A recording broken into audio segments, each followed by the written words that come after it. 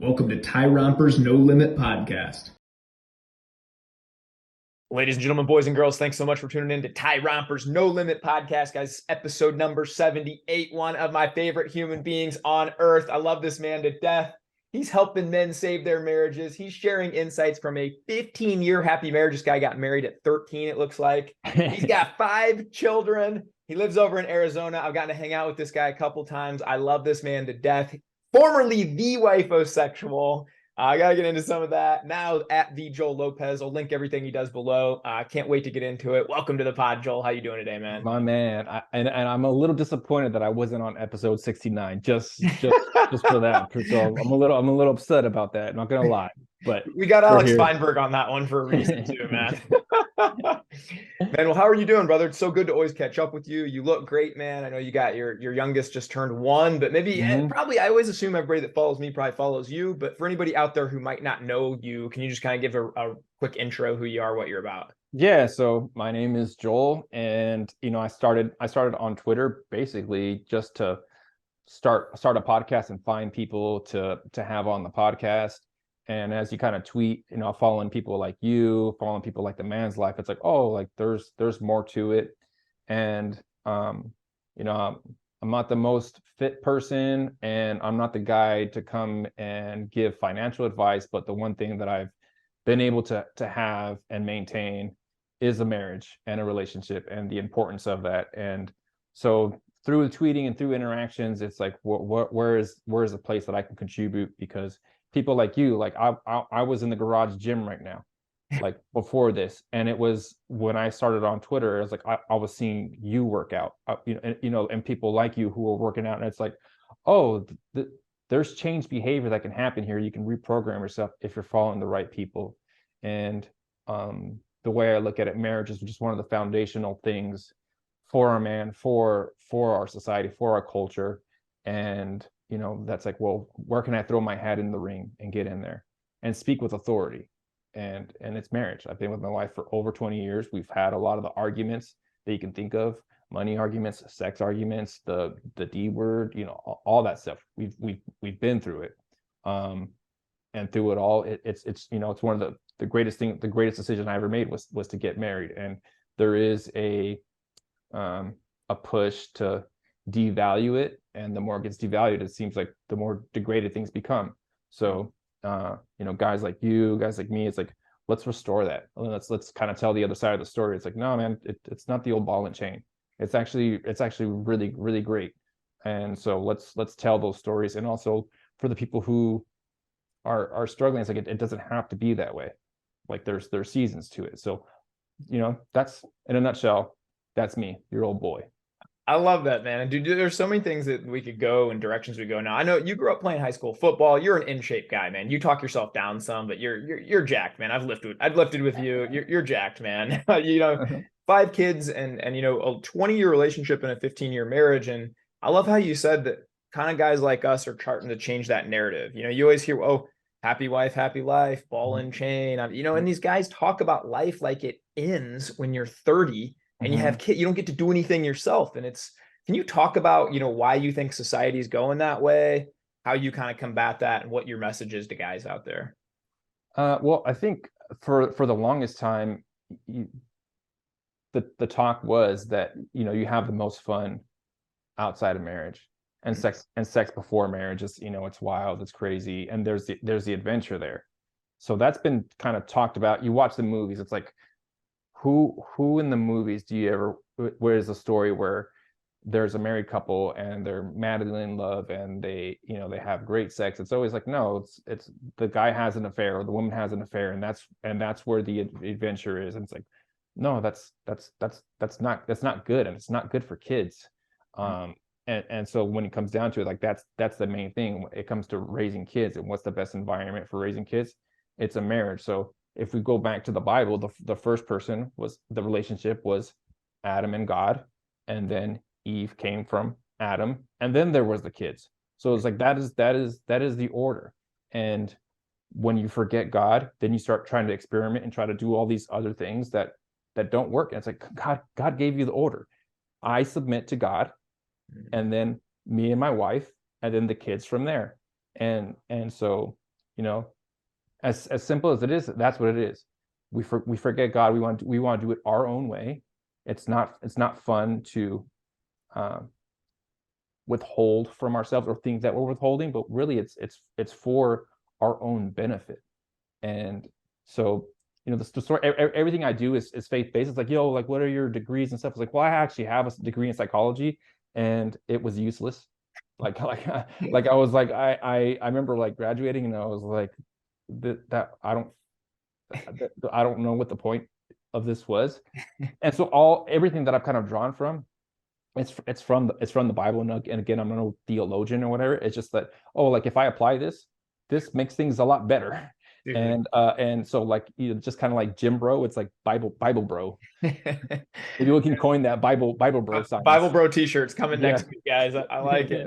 I agree with everything you said there, man. And I see a shift where in movies, right? It's always the James Bond hooking up with a bunch of different it's they portray this as such a great lifestyle, when in reality, dude, I know some of those guys. I was once, you know, a guy out there trying to do that to try and be happy. It's the most miserable, unfulfilling place in the world. And when you're in a locked-in marriage with a woman that you love and she loves you, and you're building each other up and you're creating this life and this exciting legacy together, dude, it's so fun. I mean, it's like 1,000,000,000 to 1, man. I mean, I beg my wife all the time, like, if anything ever happens to you, I'm done dating, man. I want nothing to do. I'm so locked in on you that it's fun, man, you know? And I'm glad that you changed the narrative on that, and that other guys can see that too, even with 5 kids, with a job, with all the stresses of life. Yeah. Dude, you have a lot of fun, man. And I think I told Reeves, Ghostwriter Reeves, it's like, I'm funny, but I'm not really fun, if that makes sense. I'm like, I'm not a fun guy. The one movie I can actually think of, and I've kind of used that, you might see it on my timeline, is 300. Leonidas and his wife, I mean, they get down nasty, and, you know, that's awesome. And you know, he's actually the king, and he kind of gets tempted and stuff. But my favorite scene though is when the messenger comes and he starts threatening him, and then he's about to kick him in the pit, the messenger in the pit. But before he does, he looks back at his wife, the queen, because he's like, I know what I'm about to do, but you see things from a different angle, and you know what's about to happen if I do this. So let me go ahead and not check with you because I need to check, but are you seeing something that I'm not seeing? And it's that part of marriage where it's like, you have all these strengths, and as a man, you can operate in your strengths and run over your wife. And I've done that in my marriage plenty. But the times when the things worked out the best was when I was like, hey, what are you seeing that I'm not seeing? And she'd be like, Joel, this is what I'm seeing. And I was like, oh, okay. So I'm going to take this course of action because we're seeing the same thing. All right, cool, let's go. Or it's like, I'm seeing this. It's like, ooh, I didn't even think about that. Yeah, you know what? I should probably hold off on this decision or proceed in a different fashion. So, you know, giving kudos where I can kind of like think of it, like that's like the one place in 300. Like, it's probably one, you know, it's a fun movie because it's got action and stuff. But that scene is like, this guy's not some kind of you know, weenie. Obviously, this dude is a legit dude, but he respects her, and he respects what she brings to the table. But you have to be that caliber of guy too to be able to get that. So it's like, these dudes are like, there's no good women. It's like, dude, you're running through hoes like a track meet, and then you think like you meet the one and she's gonna be like, oh yeah, like, oh sure. It's like, no, she sees what you've been doing, so like, of course she's not gonna want to, you know, she sees what you're about. Your character shines through. Yeah, it's absolutely right, man. I love the point that you made there about like women can bring a different thing to the table than we can. And I think that's why I always say marriage is a cheat code, man. Like, you know, I feel like there's like 6 of me every day, man, because like my wife is the greatest helper. I can bounce things off her. We take walks every day. I love just picking her brain. She's smart. She sees other things that I don't see. Sometimes I get blinded and I'm in a certain way, right? And so that is such a cheat code when you're in that kind of marriage and relationship where, look, I bring strengths to the table over here. She brings other ones over there. And if I can learn from her and get better, and she can learn from me and get better, dude, that's where the magic happens. And it's fun, man. Yeah, well, we kind of use this phrase like, you're my 180. So she has my back, and she sees the things that I can't see. And I'm the other 180 of that 360. I can see things that she can't see.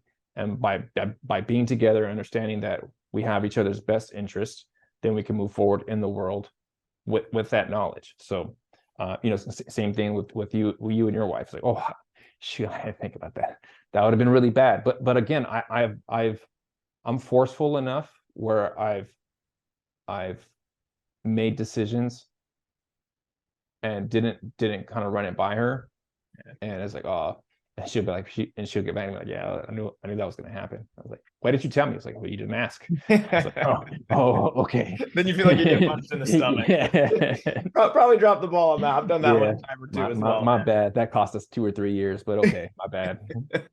What do you say, Joel, then to guys? Because there's a lot of guys out there, right, that will look at a guy like you and, well, he's just lucky, man. He married well, or his wife's more understanding than mine. You don't know what it's like, right?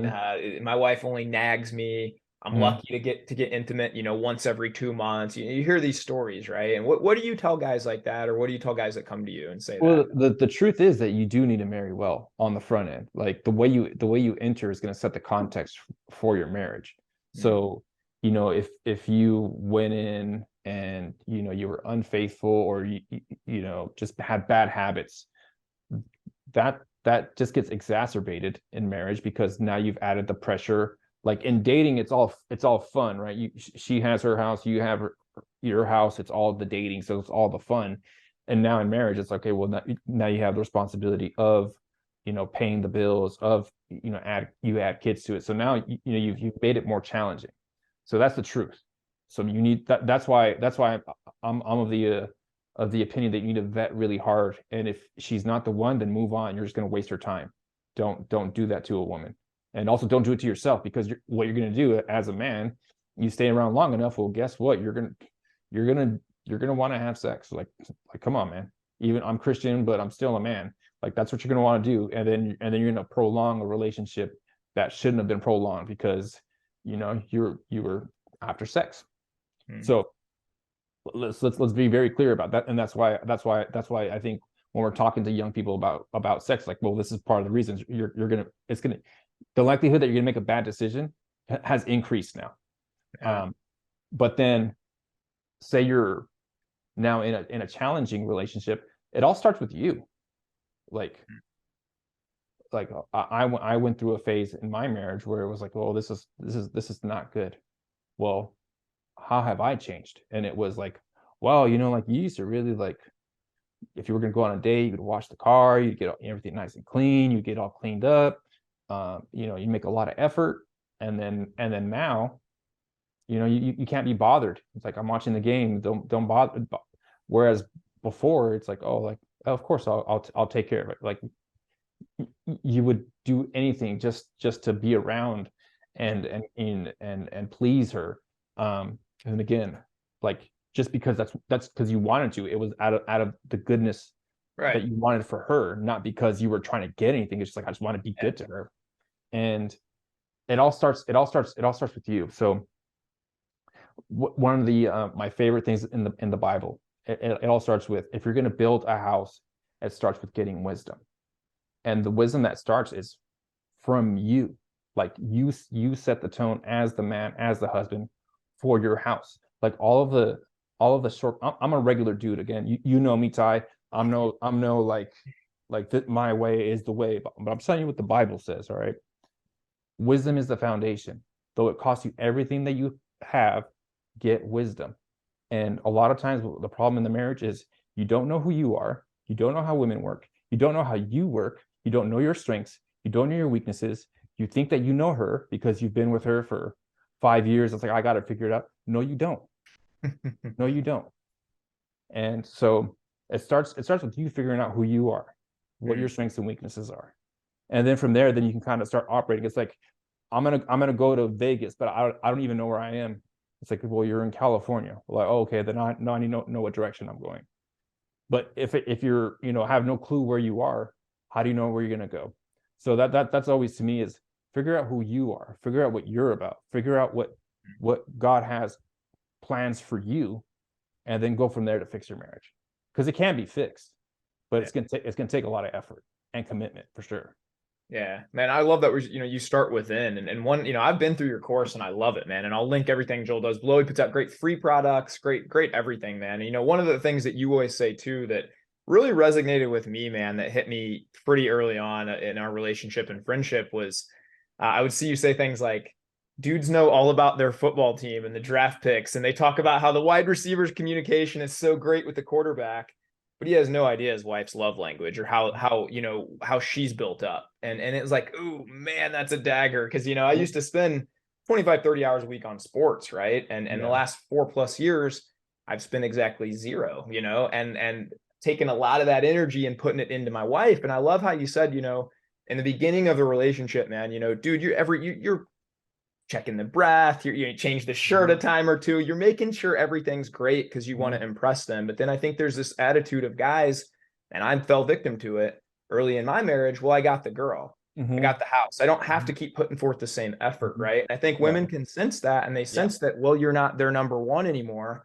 And so, guys need to look internally and shift that around, man. And I love that your course helps you do that a lot. It's sticking with sports, it's like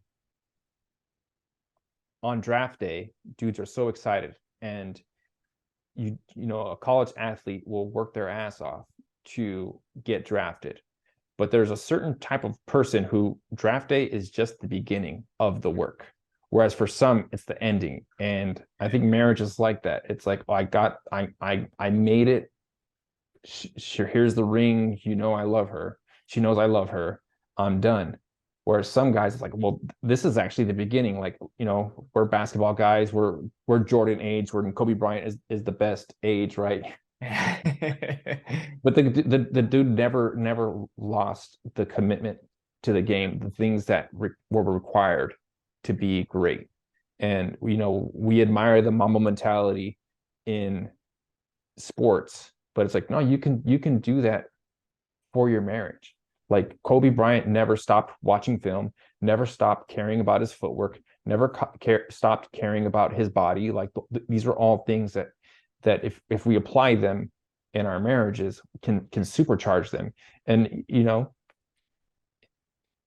looked like he had a lot of fun doing it. And I look up to you too. I mean, you every quarter or 6 months, you and your wife take a trip. It's like, dude, like that has to be so refreshing. Oh man, we're going in 4 days, bro. We've been talking about it for like a month now. Like, on the days, man. Again, not that we don't love our kids, but we love getting away with each other, man. We really do, Look, I've never seen, and I've said this a few. I've never seen a man who was a great husband who was a bad father. I've never seen it. Like you can be a good father and not get along with your wife, but I've never seen anybody who had a great relationship with their wife who was a bad father. I mean, you look at it biblically. Who was it? Drawing a blank. Joseph's father was Jacob. No, Jacob. Yeah. So he had Rachel. He had like a bunch of kids with Rachel, and he had one with Leah, who was the wife that he didn't want to marry, and Rachel was the one that he wanted. Who was the favorite son? It was Joseph. Why? Because he loved Rachel. Rachel was the one that he worked for. I mean, like that's what happens with your families. Like, the more you love on your wife, the better the kids are off for it. The love is just a natural outpouring. It's gonna go to them. It makes them feel safe. Right. I mean, they're like we look at why are things happening the way they are. It's like, dude, when I was growing up, all of my friends' parents were married, and then as I got older, they started getting divorced, became more and more common, and so now we have a good 20-30 years of people who either grew up and divorced, whose parents got divorced, and are now not getting married, and we wonder why are people so anxious? It's like, well, they never felt safe. They never felt safe to begin with. I was gone. We were talking before we hopped on how I went to Florida for a retreat. On the first night, my wife told me, it's like, oh, our son said I don't feel safe. She's like, well, why not? Like, my wife was here, and I had my mother-in-law come in too, because obviously we have 5 kids, so it's a lot of work. So it's like, okay, that's taken care of. But he said, I don't feel safe. And it's like, well, why not? Because daddy's not here. And it's just like, I'm here a lot. I work from home, they have access to me, but at night it's different. Like they can feel that. And it's like, well, my son is used to me being around. How about all these other kids who either never had that, or now daddy is gone, or the person I was supposed to trust that was going to take care of me, and my parents are supposed to stay together, they didn't stay together, so how can I trust anybody? Well, that'd make me anxious. Yeah, man, across the board, there's stats. And I did a video on this about a month ago that shows I mean, if you want to solve society literally and make it better, you just need two parent homes, man. You need dads that are present, everything. I mean, from finances to mental health to crime to serious crime. I mean, every single stat across the board. And there's this big talk now of privilege or this or that, right? And ultimately, man, the best way to give your kids a cheat code to life and a privilege is to love the crap out of their mom and be around. Like that's literally the best privilege you can give your kids, you know? And I think about that a lot, man. And I'm blessed that it seems pretty easy for me. We put a lot of work into it many years ago. And now we get to, I think, just kind of have the fruit of a lot of that work, right? It doesn't seem like much work anymore. It's just a lot of fun with me and my wife. I think we enjoy each other's company. But 5 years ago, man, you know, I hate to say this, man, we were saying the D word. I didn't think it could ever be as good as it is now, right? And I think, you know, what you alluded to earlier, you got to seek out. I sought out some mentors. I started getting obsessed with this. You got to understand, there's a cost. You got to give up some certain things, right? And so anybody out there listening today, man, that maybe feels like I'm not in this kind of marriage, I felt scammed, man. I thought I was signing up for something else. And then now it's this life that I don't really enjoy. Man, you know, reach out to Joel, shoot him a DM, man. I mean, this guy can start to walk you through some of his course, help you self-discover some things. I remember some light bulbs just going off in my head when we were working together, man, about, holy cow, that's why I react the way I do when my wife does this. That's why that triggers me. That's why I respond this way. Okay, I can get better at that. I can take this to my wife and tell her I want to get better at that, right? So can you kind of walk me through a little bit, you know, the average guy that might contact you, what that kind of looks like, some guys that maybe you've helped and things like that? Because to me, nothing is more important than this, than having on fire, locked in homes, on fire marriages, raising great kids. That's how we're going to change the world, man. More than the way you vote, more than the way you do anything else. The way your family home is going to change the world more. Yeah, I'm 100%, right? It's like you're so worried about these things that you have no control over. Well, let's worry about the things that you can control. Well, so let's start like you having a wonderful house is great.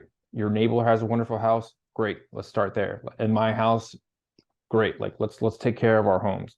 So in a kind of like, what's the word, just kind of overview, what usually happens is I'll have a guy that comes to me and he's more logical. He thinks he's logical, and he thinks and he takes action, and then he has feelings. So he thinks first, and then he'll take action, and then he feels. And then his wife will probably be more like, she feels first, and then she might act first, and then she'll think. So she'll go feel, think, think, act, feel. And then so basically you have like they're coming at a problem. We'll just say the budget, for instance. And so, you know, the man has thought about it. He's made a decision, and he's like, no feelings for it. Like, well, we'll cut this out because there's no big deal. But then for her, she's like, well, you cut out money for date night or something. And so she's coming at it from a feelings perspective. We'll just keep it up that way. So he's thinking, and she's feeling. And then so they're having arguments about the budget, and they're trying to communicate about the budget, because, you know, that money is a massive topic in a lot of marriages, and it's a point of contention. So he's trying to explain to her in thinking language about the budget, and he thinks that he has agreement for her, but she has feelings about it. And so it's like, well, how do we make this thing work now? Because we're coming at it from different directions. So it's basically a profile. And then from there, we'll find, okay, well, this is your guys' point of communication. This is where you guys can unite. This is where you guys are missing each other. And then from there, it's like those ahas, like, oh, he's not being a jerk and saying that I can't, you know, have my time. It's just like, this is why he's doing it. And it's like, it's that understanding of, this is why you're doing it, or this is why I do this, that they're able to give each other grace. And that's kind of where it really kind of falls into. It's like, oh, this is why he does that. He's not being mean. He's just trying to do this. Oh, okay. So I can give him grace. She's not crazy. She just feels first. And that's what I loved about her, because she made me feel, because I'm super in my head, but she makes me feel like super loved. And I love that. But the overextension of that is that sometimes she's going to do things and not be able to explain them. So you give each other grace. But it starts with the man being able to understand who he is, and then he can kind of figure out, oh, that's how my wife does that. Oh, okay, so now I can figure out what she needs. She needs me to be able to explain it this way, or I need to give her, like, hey, this is your money for the budget, so go ahead and spend it how you feel. So it's all part of the plan. So yeah, a lot of it is, man, it's just we give each other grace in the front end because we're so like happy and excited, and then it's like, well, now that you have to make it work and you have the pressure of kids, like, dude, like my kids went to the dentist, and just like, whoa, like five kids at the dentist, man, like that bill is nothing nice. It's nothing nice, man. Yeah, it's brutal. But it's like, my wife would, be like, hey, I need money for this, I need money for this, I need money for this. And she's not trying to be frivolous. She actually needs the money. But for me, it's like, bro, like, Yeah. we just bought a new house. It's like, yo, we want to put a pool back here. It's like, yo, like, so there goes that pool money. I'm like, all right, let's figure it out. So a lot of it is grace, understanding. It's like, once you understand where somebody comes from or how they operate, then you can give them the grace and be like, oh, I can see the beauty of why I married you. I can see where you cover me. And then, like, okay, well, now that we understand this, I understand how you operate. When a situation comes up, we can be on the same page because we understand how we operate. It's just like sports, right? It's like, I understand you're a wide receiver who can, like, a possession receiver. I'm not going to ask you to go run a deep route because that's not in your wheelhouse. It's not fair to ask you to do that. Yeah. We're not making Wes Welker run for bombs, man. No, it's exactly. It's like, dinks, man. no, exactly. It's like, dude, play. You can understand your wife's strengths, and you can understand your strengths. And once you have that knowledge, you're right, you can go into not even arguments, but discussions like that and not feel attacked. I think that's been a big difference for me since working with you a lot, is I don't feel like I understand my wife's not attacking me when she's talking about, I feel this way or that way. Eventually, I used to just get very defensive, still make this mistake, from time to time, right? But work on this actively all the time, where I know that she has my best interest at heart too, but she does place those feelings much higher. Then I'm just more logic driven, right? Well, of course the kids are doing this, so do this. Yeah. It's like, dude, if I want to get bigger biceps and I ask you what to do, you're just going to tell me, dude, do these exercises. I'm going to say thank you. And that's going to be it, man. We don't need to talk about how it makes me feel doing that workout, or I'm just going to go do it, right? Yeah. But women don't necessarily communicate like that all the time, man. Well, what's funny is that sometimes it's the man that will be feelings first, but for the most part, it is the men who are think first.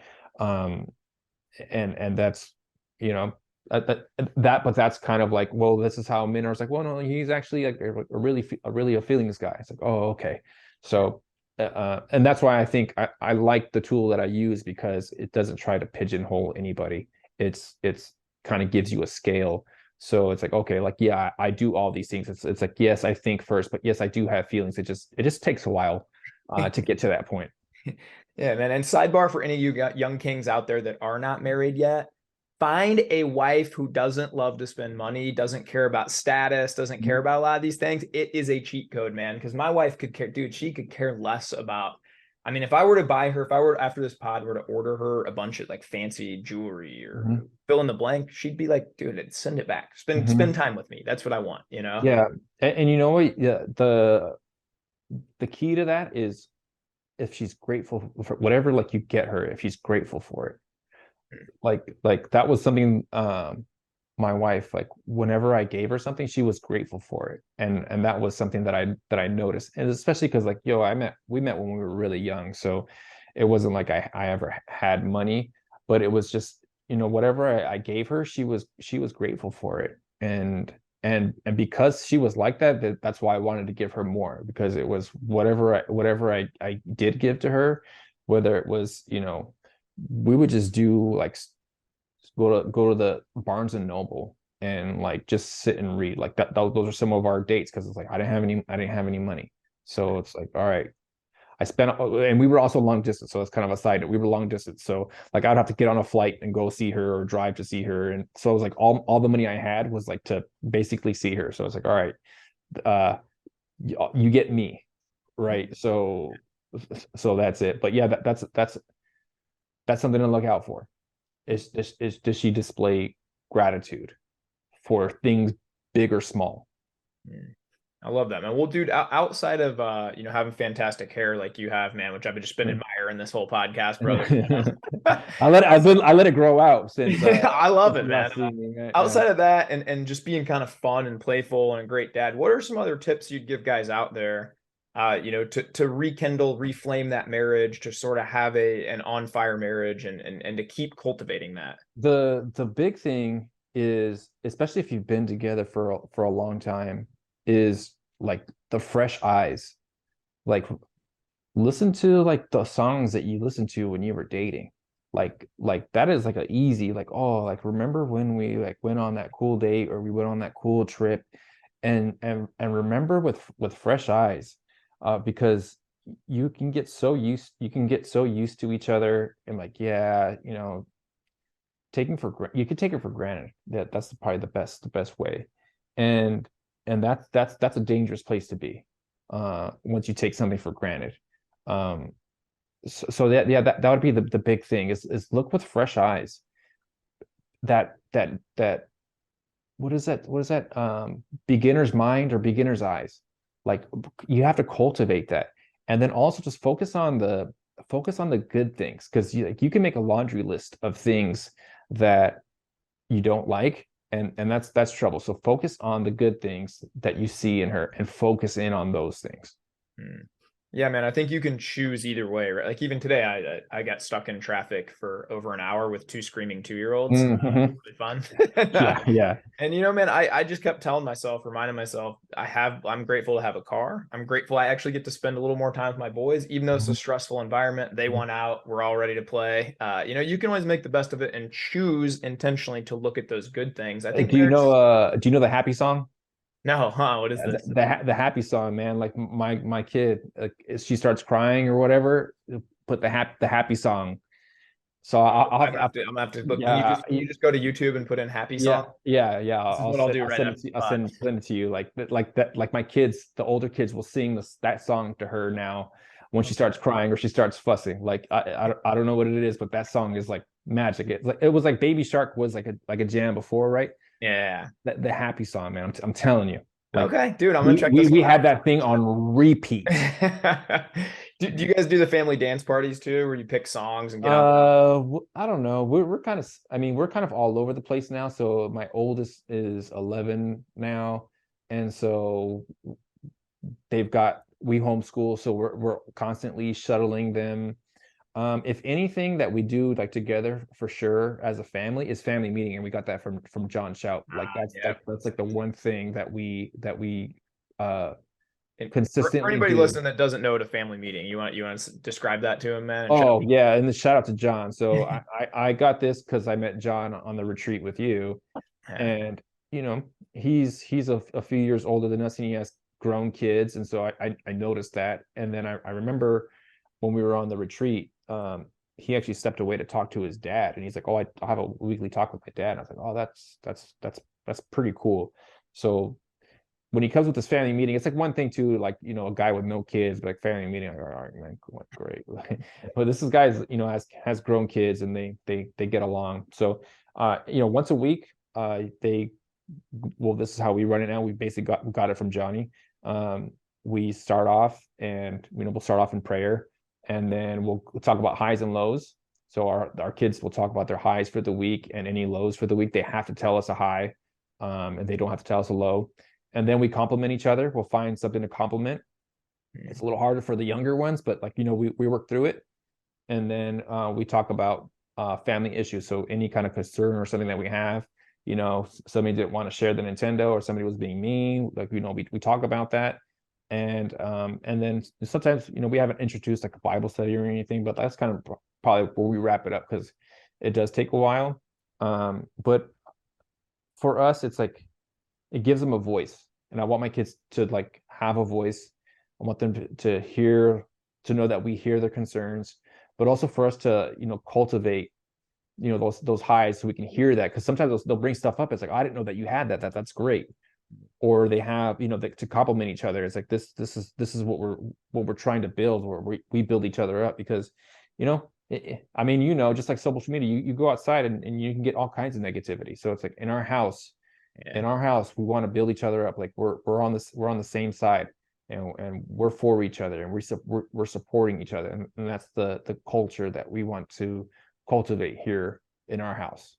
And nothing more important than that, man. That's awesome. Can I share with you something? I don't know if I've ever told you this, brother, but you said something on that retreat that changed my whole life too, man. You had this one line where you said, my relationship with God, I think of you asked me a question, like, well, what do you love most about being a dad, Ty, or something like that? And then we started talking back and forth, and I was like, just being, like, it doesn't even matter what we're doing. If my kids are just sitting on my lap, or whatever that is, we're just being there together. And I remember you connecting that by saying, I think that's how our Heavenly Father feels about us. And man, ever since then, I've really brought that back from the retreat and talked to my wife a lot about that, about how we just have to cultivate in our busy lives, right? How, you have 5 kids, it's going a million directions.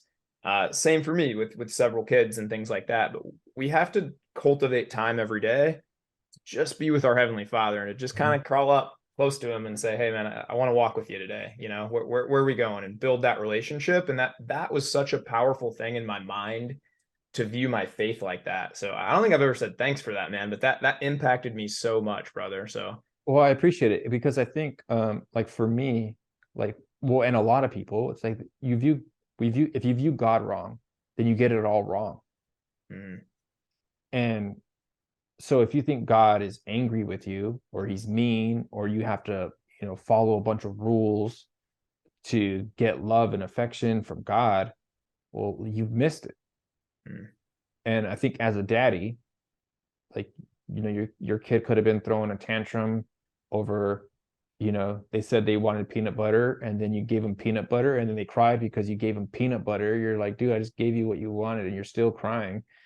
Like, so true. That's never happened, right, Ty? No, this is hypothetical, guys. Yeah, anybody who doesn't have kids is not like that at all, man. Not at all. And then they could be throwing a tantrum, and then all of a sudden it's just like, oh, daddy, I want to sit on your lap. And then it's just like, yeah, come here. Like that is it.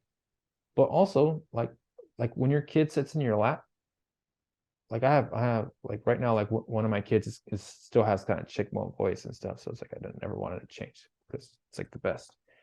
But we'll just come in just like, I want to sit with you, daddy. And what do I want to do? I just want to give to the kid. Oh man, it just like tugs at my daddy heart. You just want to sit with me. You're not asking me for anything. You just want to sit with me.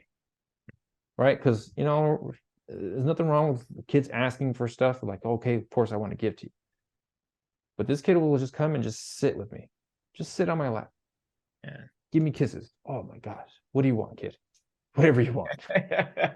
He's playing the long game. He knows, man. Yeah, exactly. It's like, oh, these kids man. are smart, man. They're not. Yeah, they're not.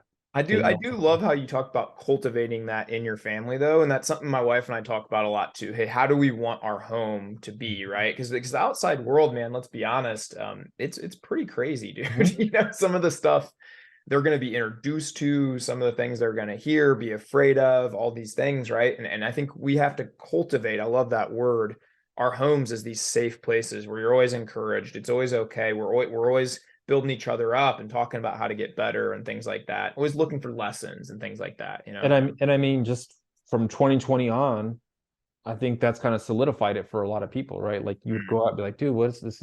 It's crazy out here. Well, it's not crazy in here. Yeah. Here, we're good. Your mom and I are good. You're good. Like we're good. Yeah. And I think the households where it wasn't good, like I knew a few people who within that ended up getting divorced, and it's like, yeah, like you weren't good, and this kind of like broke the camel's back. Like that's not good. So with our family, I felt like we got stronger, even though like there was a lot going on. Yeah, I think that was a defining point for a lot of people, us too, man, where we really realized what's important and what's not. A lot of the stuff, I think pre-2020, if you'd asked me what's your goals in the next 5 years, I'd have been like, maybe to drive this certain kind of car or to make this certain kind of money. And then once kind of COVID hit and all that hit, I just kind of realized like, dude, it doesn't really take much to make me happy. A walk with my family means a lot more to me than anything, and playing with them and being there and present and growing with my wife. These are the things that actually matter to me. So I'm going to actually put all my focus on that, Yeah, I found out it's like, well, I knew I liked my family, but I was like, oh, I really like you guys. And that was one of the reasons that we chose to homeschool too. It was, oh, we had all this time with you. And you're getting big so fast. Do I really want you gone? It's like, no, we want to spend time with you. It's not easy either. Oh, I can imagine. Yeah, it's not easy, but it was for that reason. It's like we found out that we enjoyed their company. That's on. And how does that make them feel as kids, man, to hear their mom and dad talk about them like that? It's got to just feel amazing, And can we talk about homeschooling a little bit? Because I think it gets a bad rap from a lot of people. Oh, they're not going to be social. They're not going to get to play sports. But I see your kids in activities. They're doing stuff all the time, right? So yeah. And so it has to be very intentional for sure. So like my kids are in jujitsu right now. And then so are you too, right? Yeah, I just started too. So that was a lot of fun. So cool. And a part of it too was just like, well, like if I want my family to be fit or exercise, like I want to exercise. And like I would see you, with your daughter and you're working out and they're joining you. Like they do that, they'll come out and they'll join me. And it's just like it wasn't the best workout. It was actually a terrible workout because now they join me. But it's like this is great because this is what they kind of associate. It's not like, oh, it's strange. It's like, oh, this is just what we do. And that's what I want them to have these healthy habits, these healthy identities. Like, oh, I'm a person that exercises. So they get socialization. They play sports, and I kind of wish that soccer, right? Not soccer, man. Soccer's banned from your kids. It's an inside joke. Yeah. Joel hates soccer. He's always crap posted on soccer, man. Communism. Oh my god.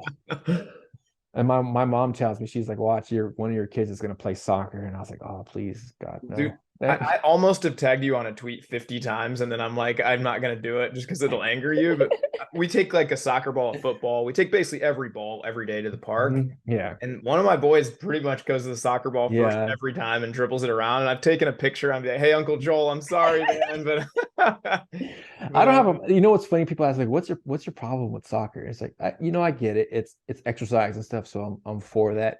But there's like the flopping was like ridiculous. That was really it. Like that attitude of because 90s basketball was rough. Like it was like those guys hated each other, man. Yeah, they really hate each other. So there was like that actual animosity. Like every sport I think has an element of like being tough is one of the requirements for it. And with soccer, it was just like, oh, because I can't knock them, right? Like they're athletes, they're physical, they're in shape, people make all that stuff. But it's like, no, but that underlying that flopping that it's acceptable. And that's why I don't watch basketball either, because they're kind of like taking that away too. The NBA's NBA is unwatchable to me, man. I mean, I haven't watched an NBA game in 5 years probably. Even before I started giving up sports to focus on other things, NBA became unwatchable, man. It's just, and you're a basketball guy too, right? Yeah, I still shoot hoops and